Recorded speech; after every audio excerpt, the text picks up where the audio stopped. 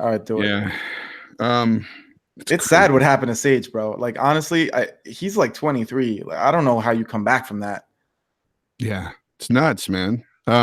So what was that surgery like? From what I know, it lasted 9 hours. Ooh. And according to Uriah Faber said this today on Ariel Helwani's show. His face was smashed into over 30 pieces. Like they had to put him back together like a puzzle, man. They like Humpty Dumpty. Oh. Yeah, man. That's rough. That's rough. Yeah. Man, that's crazy. At one time Sage was looking like he was going to be a star, right? I mean, you were thinking, hey, maybe look at this kid. He's a physical specimen. He's got all these accolades in mixed martial arts growing up, and you think maybe he'll do something here, but just didn't pan out for the UFC. And then going over making his debut at one championship, and then just getting smashed. It's crazy. And by some guy you never heard of. Yeah, I read an article that was talking about. By the way, I think we are live, guys. We're live. Oh, fantastic! Yeah. So welcome everybody to this Fight Culture Podcast, episode 8. Can you believe we've got 8 in? So got 8.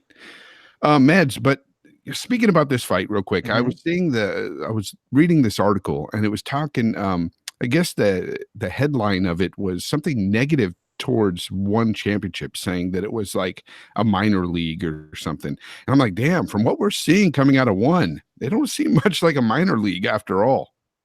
Yeah, that was insulting actually, and I think the person who wrote the article took it back, because it really was an insult. And you know what? Speaking of that, right?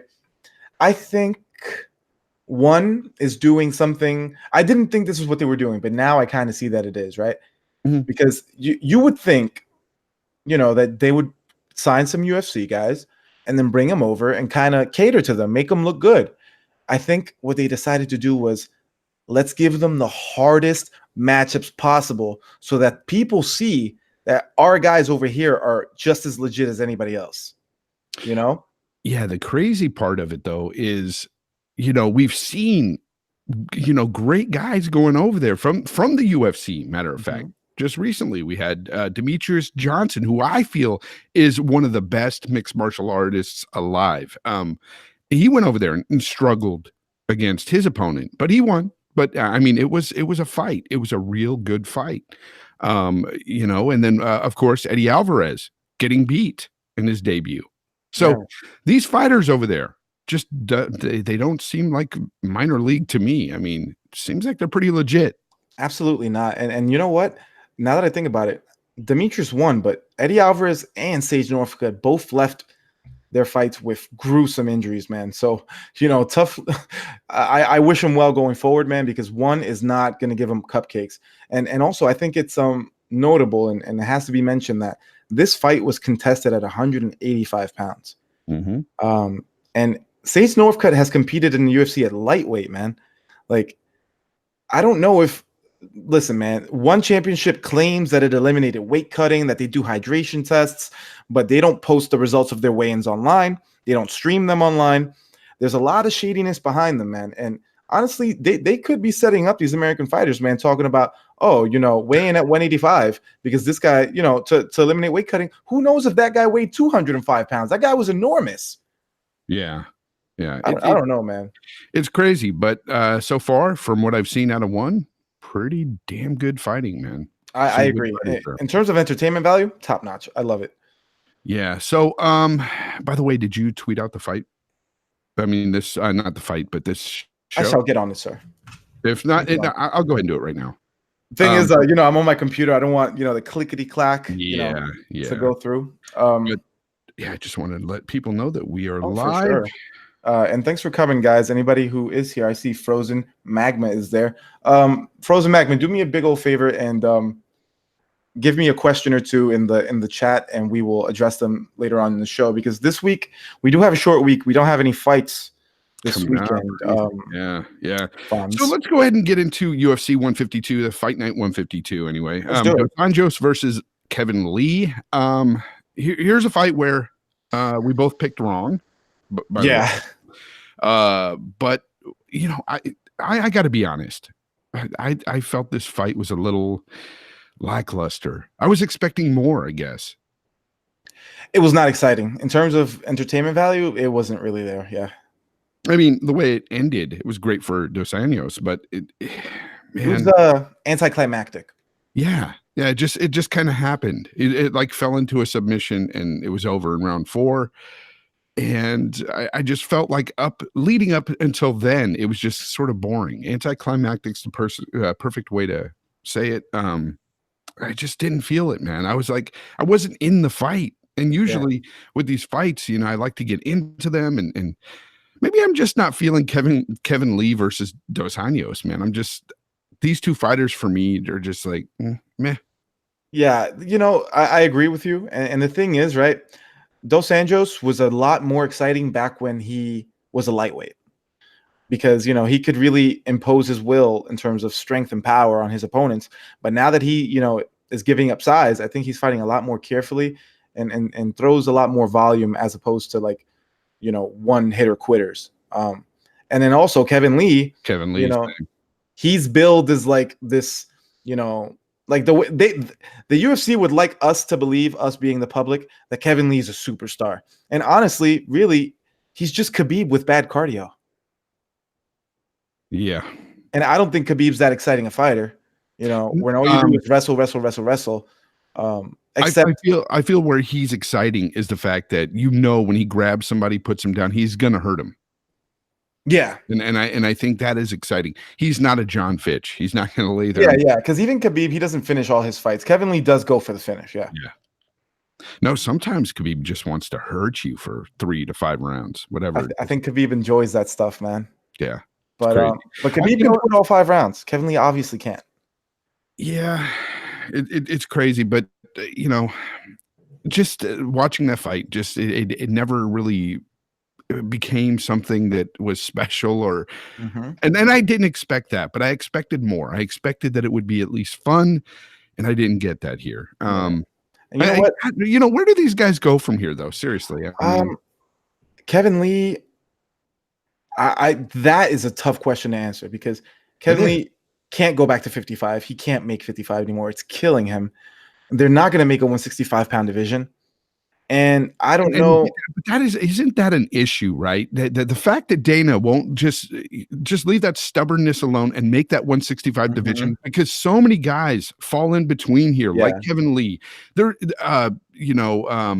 if the RDA, Diaz brothers, RDA himself. if the Diaz brothers were fighting, that's where they would go. Absolutely. There's so many guys in this division that want that. Ben Askren, he wants it. There's so many people that want this division, and it sucks, man. And it's a division that you would create right in the middle of the 2 most populated divisions.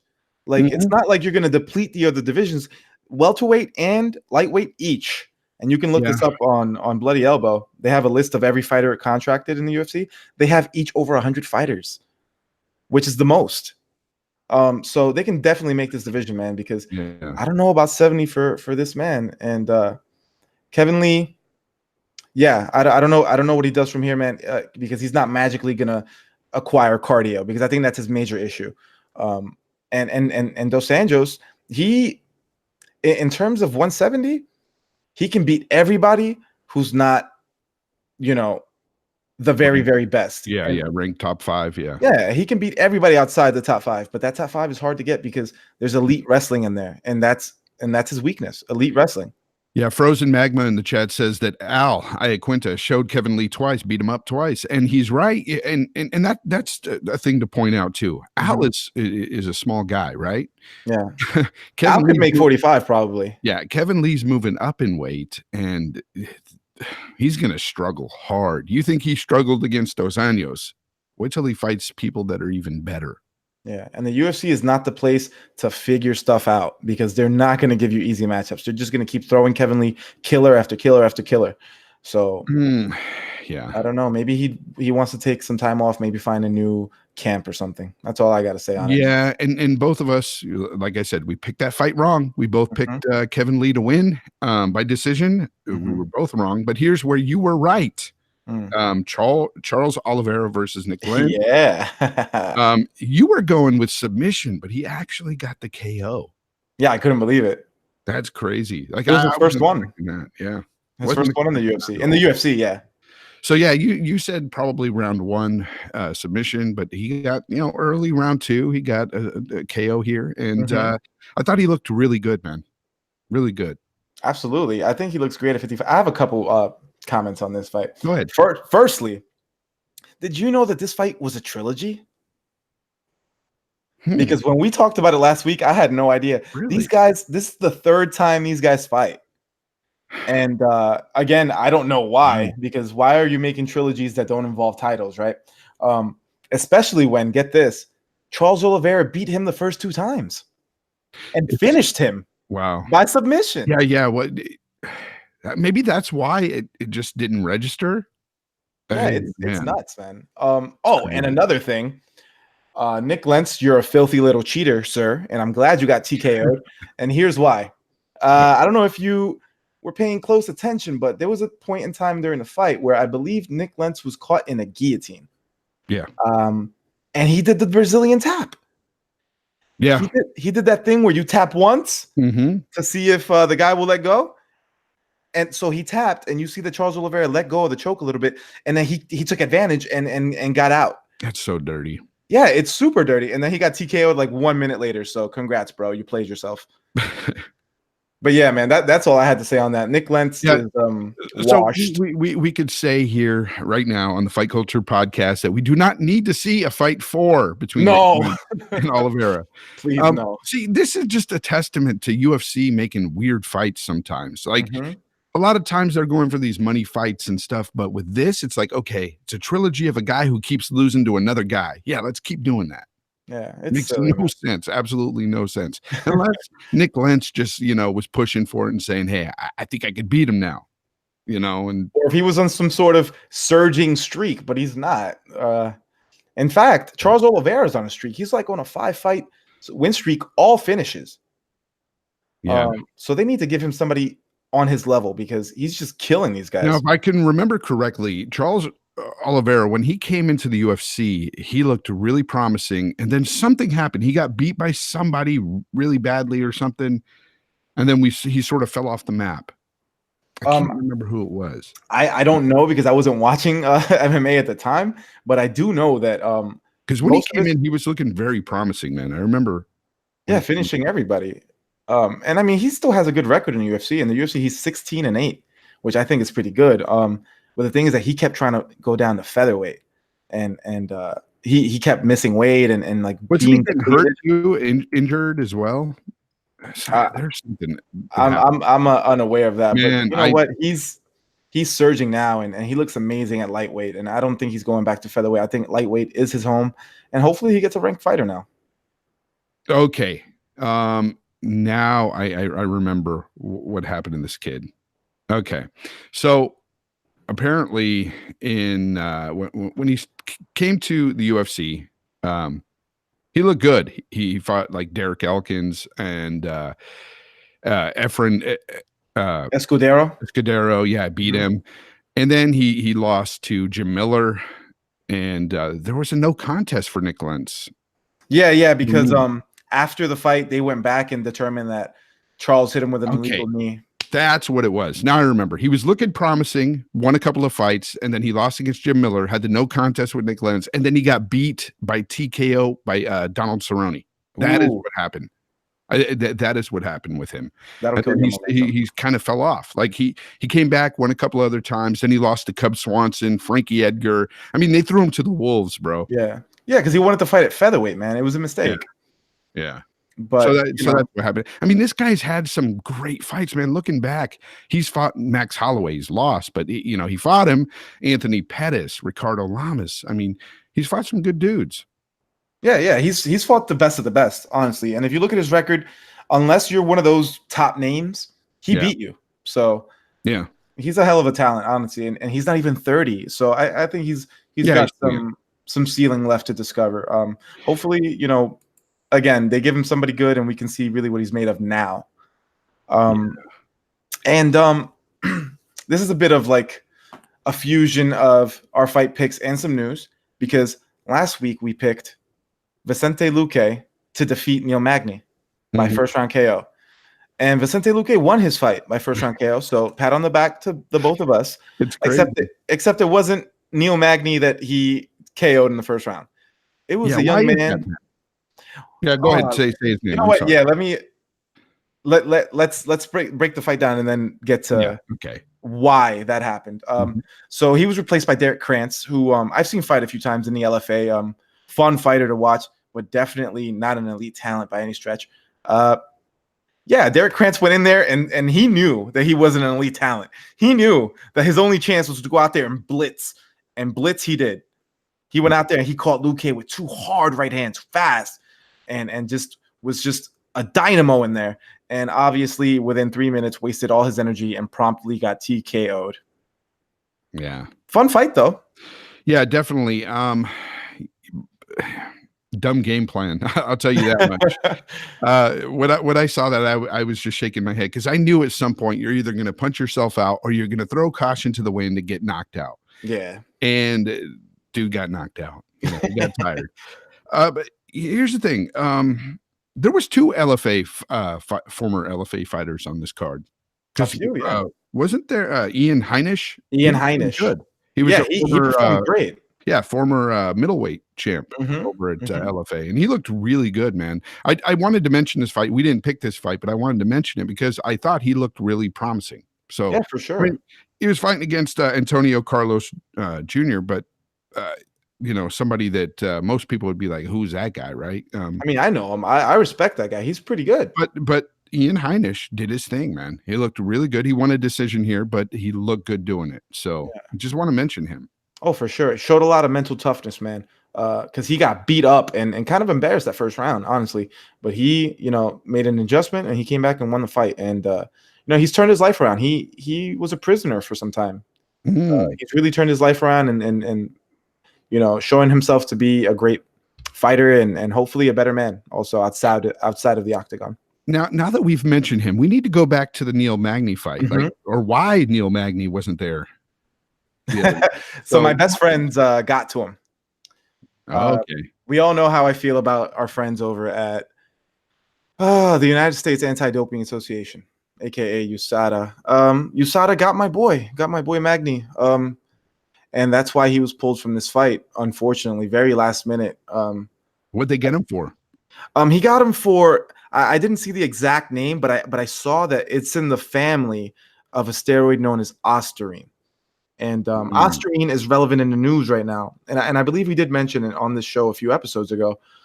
4 fighters were recently, exonerated by USADA from using ostarine. And those, that was Nico Montano, Marvin Vittori, and the young bantamweight kid, the really awesome one with the Jufro. Oh, the guy with the curly hair? Yes. Yeah. I know who you're talking about. O'Malley. Sean O'Malley. Yeah. So Sean O'Malley as well. And they all got found innocent and still slapped with 6-month suspensions, which I find silly, but found innocent and they have resumed, their careers. And honestly, hold up. You said that they were found innocent, but were still slapped with 6-month suspension. Wow. Because that's what USADA does, man. That's why I hate them.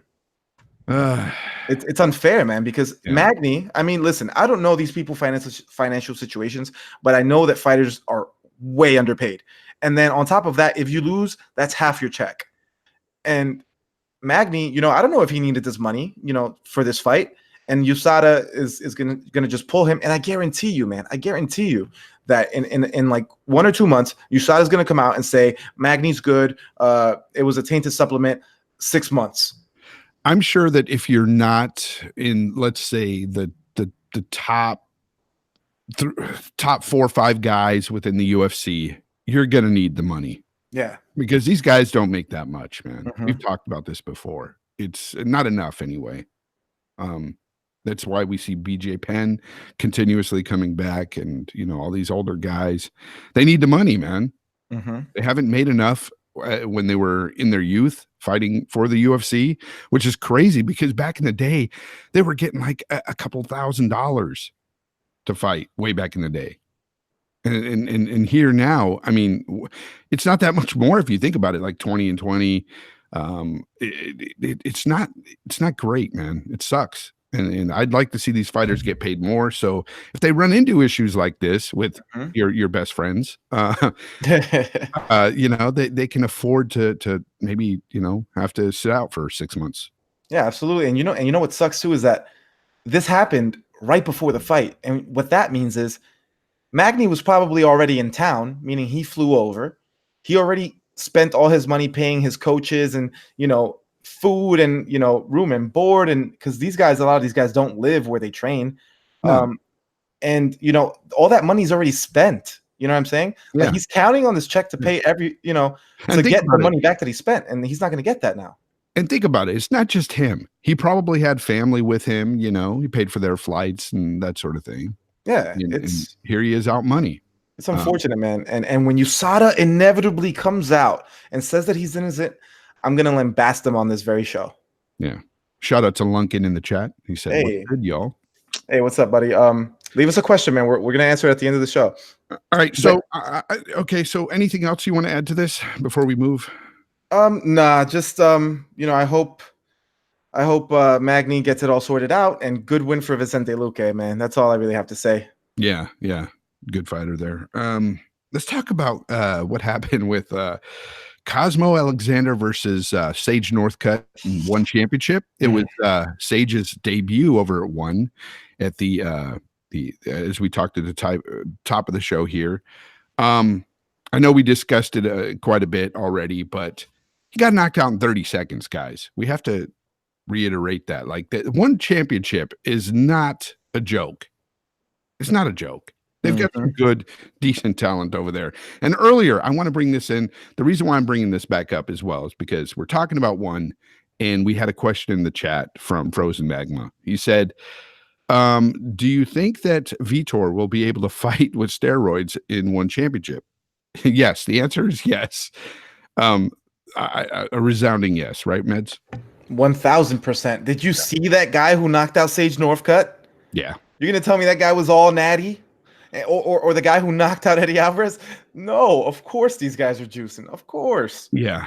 There's not even an athletic commission over there. It's not sanctioned like it is over here. It's not the same deal. They don't have USADA going over there and testing these guys, Med's best friends. I mean, listen, I don't like USADA's like harsh methods, but I do believe in some sort of drug testing. You know what I'm saying?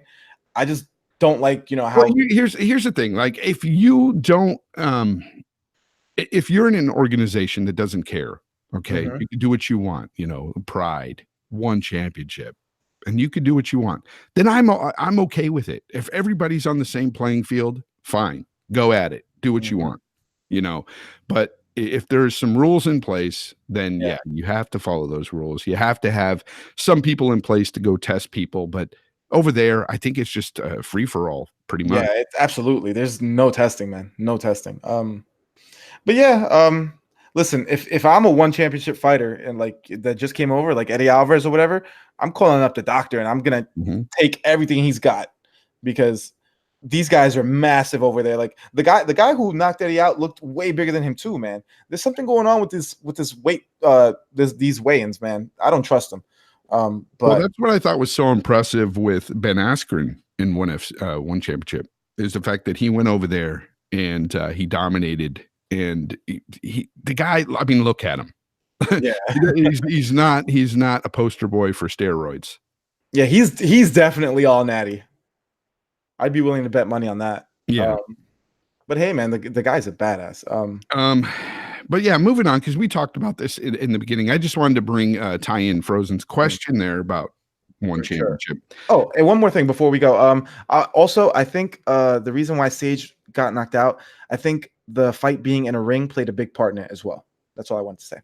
Yeah, maybe. Because he's used to fighting in a cage. It is different.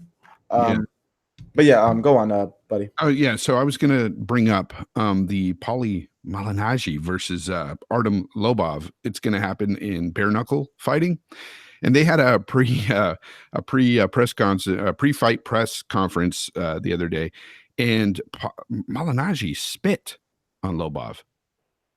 That was today, actually. Today, yeah. Sorry. Yeah, it was actually a couple of hours ago. Yeah. If I'm not mistaken, it was in New York. Like, Why do you have to disrespect this man so much I that you mean, spit on him? didn't Artem spit on him last time? Oh, Oh wait, I don't no. remember that. I don't remember that. I don't remember if somebody's, but I remember, but I do remember that Paulie smacked him. So Paulie Yeah, slapped him the first time, and now spits on him. yeah. Oh Paulie's man, disrespectful, man. he This better he better put some respect on the goat's name. well, is he really a goat? He's the goat, bro. Come on, stop it. Oh man. So Artem Lobov. let's be real here. Lobov versus Malignaggi in the ring or cage, whatever it is, and they're bare knuckling. Malignaggi is going to beat him bad. I think so too. Yeah, I mean, come on.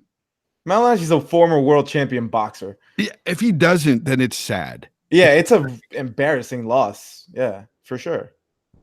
He has to win. I want to say what's up to Big Cloud Gaming. Hey, he has to win this fight, man. Because to lose, I like to make the joke, that Artem Lobov is the GOAT. 28 men have tried, and only 14 have succeeded. Like the guy is 14 and 14.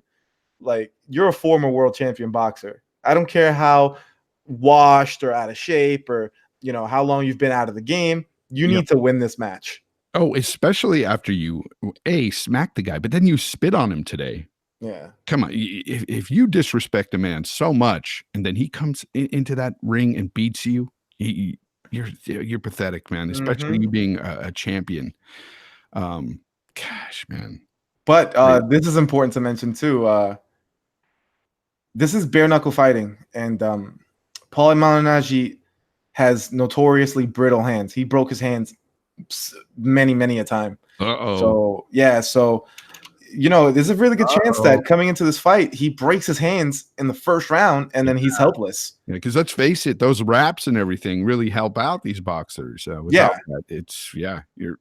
And dude, you saw how brutal these bare knuckle boxing matches are. I don't know how many of you guys out there have went to the gym, punched a bag or anything, but you can hurt your hands pretty easily if you don't know what you're doing, and even if you do know what you're doing and have brittle hands, I've broken a hand twice. If you're not wrapped, you can hurt yourself. Yeah, and it really sucks, and it's something that doesn't go away. My hands.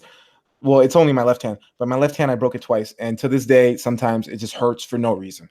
So yeah, that's one thing to look out for. But if that does not play a part in this match, then Paulie should take him to school. Lunkin says, I don't know. Paulie's last fight was 2 or 3 years ago, and Paulie's movement has been horrendous in his last couple fights. Yeah, but Artem Lobov has 6-inch arms. And Artem Lobov, it wasn't a former boxing world champion. Yeah. But hey, man, we'll see. It's going to be exciting. I know that it's probably going to be bare knuckle boxing's biggest event to date. So you know what? Awesome. Congrats to them, because I know they're probably going to make a lot of money here. Yeah. Shout out to Pablo III, who just joined us. Hey, what's up, buddy? So what else you got in the way of news, man? In the way of news, honestly, it's pretty dry. I only have one matchup really to speak of, and that is our boy Max, man. He's getting a quick turnaround. And no, it's not against Alex Volkanovski, who beat Jose Aldo. It's actually against the answer, Frankie Edgar.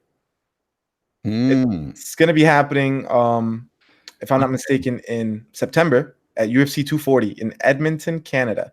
So yeah, man, any thoughts on this matchup?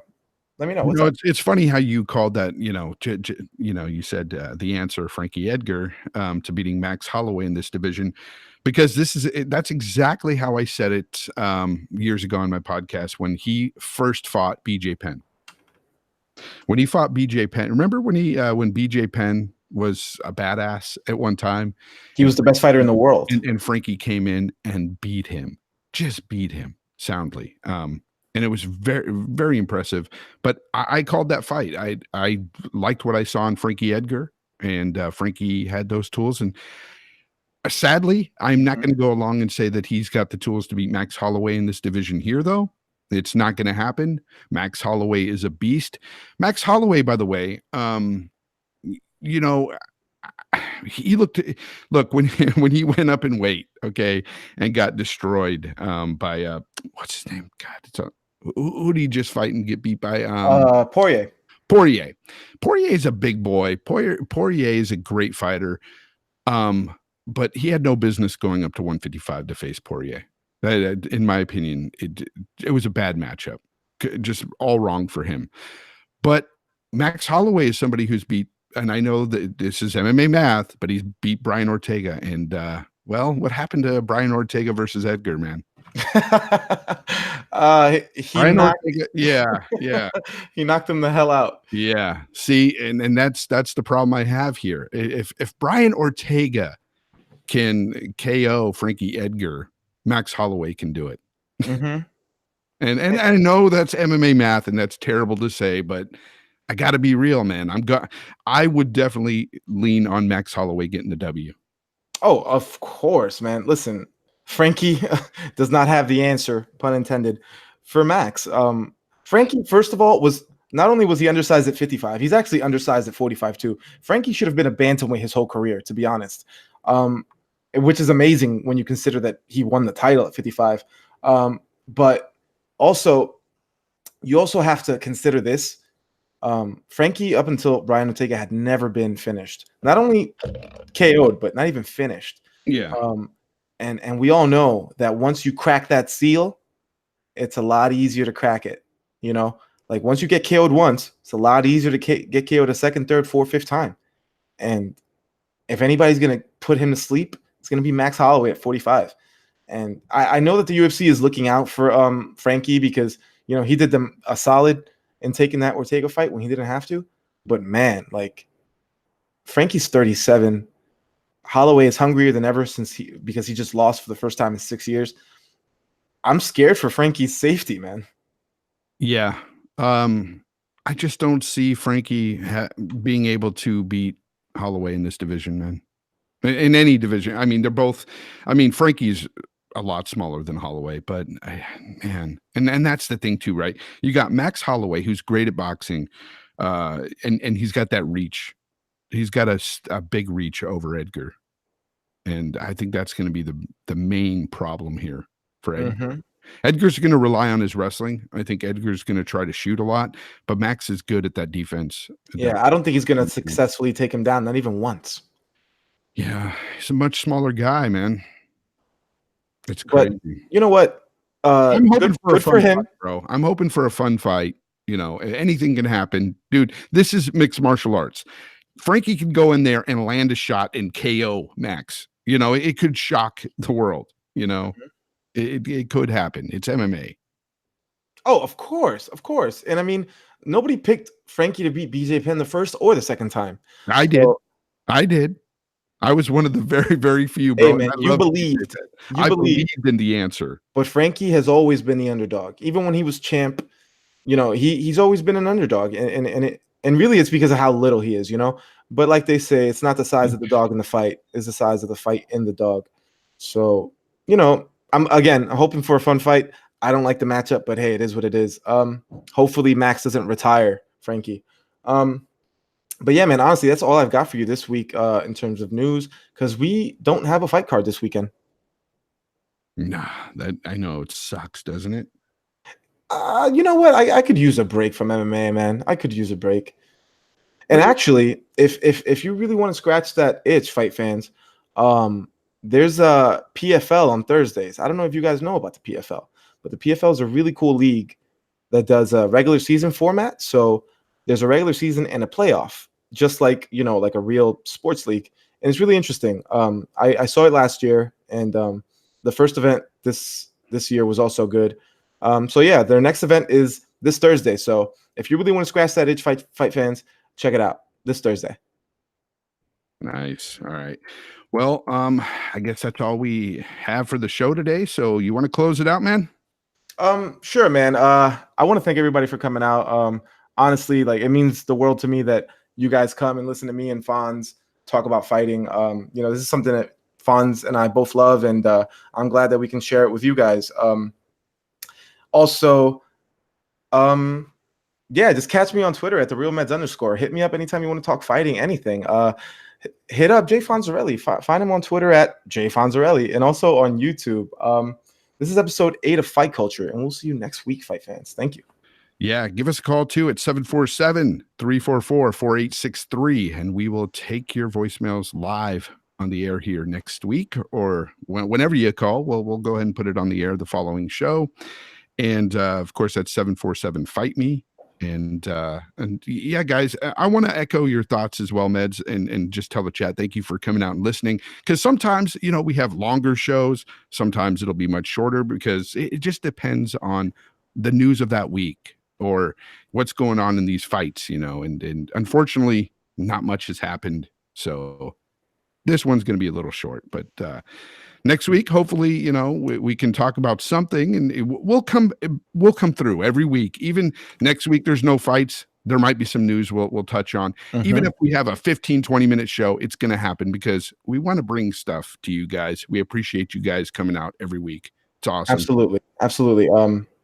There's always going to be a show, like Fawn said. We're never going to skip a week. And you know what? If you want, you know, a little bit more substance in the show, feel free to follow us on Twitter at Fight Culture Pod, and DM us, tweet at us, give us some questions, give us anything, a topic, anything you want to talk about. Maybe you want us to discuss our top 10 fighters of all time, or maybe a top 10 for a certain weight class, anything. It's all interesting conversation, because when you love fighting, you never get bored of talking about it. I know I don't. So, yeah, reach out to us, fight fans. Yeah, man. Until next week, guys. Thanks for listening, guys.